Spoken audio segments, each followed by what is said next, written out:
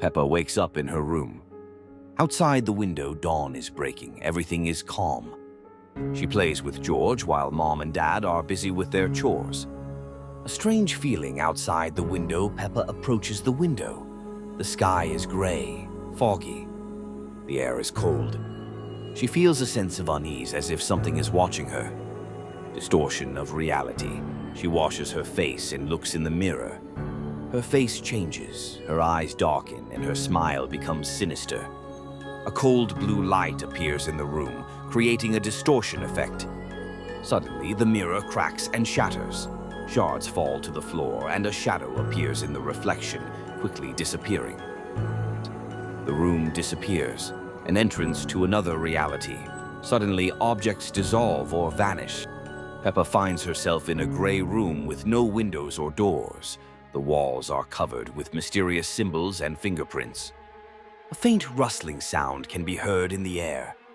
Whispers of the past, soft voices. Remember, you're not alone here. All memories are part of you. They grow louder, as if someone is whispering right into her ear. Peppa feels a chill down her spine. Shadows appear. George with empty eyes, Mommy Pig with tears on her face, Daddy Pig breathing heavily, his face distorted by fear. They move or stand still, their shadows stretch across the walls, creating a creepy atmosphere. Peppa realizes the room has remembered all of the characters' fears. She searches for runes or symbols on the walls to understand what's happening. Suddenly, snake-like hands or claws start stretching out from the walls, trying to grab her. The characters begin to disappear or transform into terrifying creatures. George screams about a zombie dinosaur with empty black-red eyes. Mommy Pig cries, and her tears turn into drops of black liquid. Daddy Pig breathes heavily and looks very scared. His face is distorted by fear. At this moment, a sinister bunny appears with glowing eyes and an evil smile, watching everything with malice. Peppa decides to break the runes on the walls with a hammer. When she hits them, the walls crack and vibrate. At that moment, a huge monster emerges from the darkness, a creature with long claws, sharp teeth, and burning eyes. It growls and tries to grab her. After destroying the symbols, everything around plunges into darkness. The monster roars and disappears into an abyss. The room completely vanishes. Only emptiness or endless darkness remains. Peppa returns to her room. Everything seems normal again. But inside her remains a feeling of heaviness and fear. She sits by the window of her house with a pensive expression, gazing into the distance, as if she senses something sinister inside herself or nearby.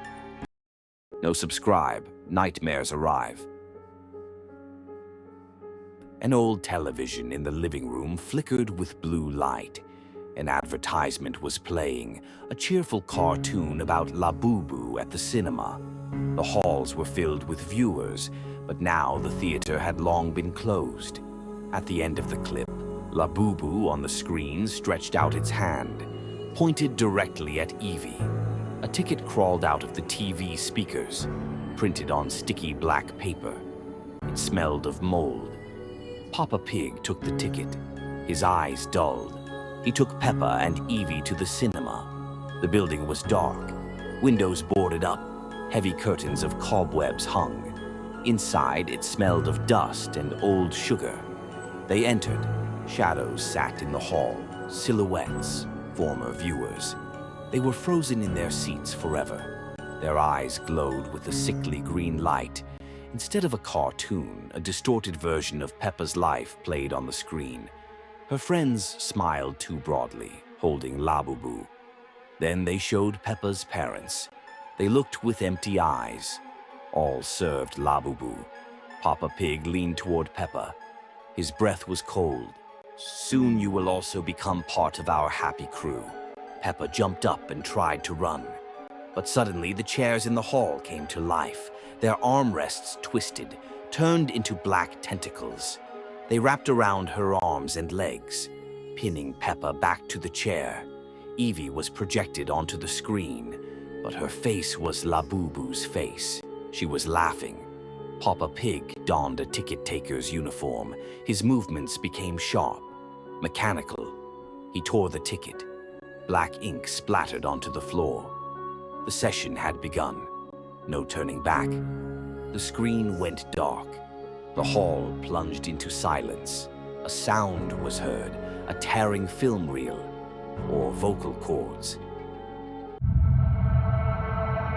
Peppa and George spent the weekend at the country house. While their parents relaxed at home, they played in the garden. George, let's go look for treasure. They got carried away and dug too deep. Suddenly, they fell into some underground space. It resembled an underworld. Everything around exuded horror. Peppa and George walked along a dark corridor and emerged into a huge ritual hall. The room was lit by a red glow. Walls were draped with chains, bones and skeletons lay scattered around, and in the center stood a table. George, look! This must be a sacrificial altar! Peppa, I think we should leave. George muttered nervously. Yes, right now! Peppa said as if she had an idea, but George was already pulling her by the hand toward the exit. Suddenly, they realized they couldn't escape on their own.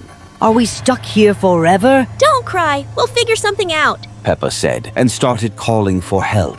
Their cries brought their parents running. They were furious, but helped the piglets get out. On the way home, Peppa enthusiastically told them about the ritual hall. Her excitement frightened George. Their parents just exchanged glances and laughed. That night, Peppa said, George, I have something special. She pulled a small bone from under her pillow. It was glowing with a bright green light. Peppa, you're going to get into trouble? George warned anxiously, but Peppa didn't listen and happily played with her find. Suddenly, the floor in the nursery cracked open into two parts, and from it emerged a gigantic skeleton with red eyes, a terrible smile, black claws, and red tentacles behind its back. You stole my bone. You will pay for this, it said in a demonic voice. The skeleton grabbed Peppa's hand and lifted her toward the ceiling. Meanwhile, Dad and Mom Pig were sitting in the living room reading books. Suddenly, Evie ran into the room. Bear! Where is my bear, Mommy? Honey, he's probably lost again among your toys. Let's go find him. Mommy Pig picked up Evie in her arms, and they headed to her room. When they opened the door, they froze in horror. Everything in the room was upside down. Walls were scratched with claws, and in the middle of the room hung Bear on a rope with black crosses instead of eyes. My bear! Sweetheart, it's just some evil joke. Mom said nervously. Suddenly, they heard wild screams from Peppa's and George's nursery. The room was in chaos. George was hanging in a net in the upper corner of the room with white eyes as if hypnotized. Peppa was standing against the wall with black eyes and a creepy smile. She was whispering some spell and scratching something on the wall with a bone. Dad Pig was lying on the floor and barely managed to say, "Run!" In the center stood an ominous skeleton. It turned toward the door and whispered in that same chilling demonic voice, Oh, we have guests. You're just in time. I just finished with these little pigs.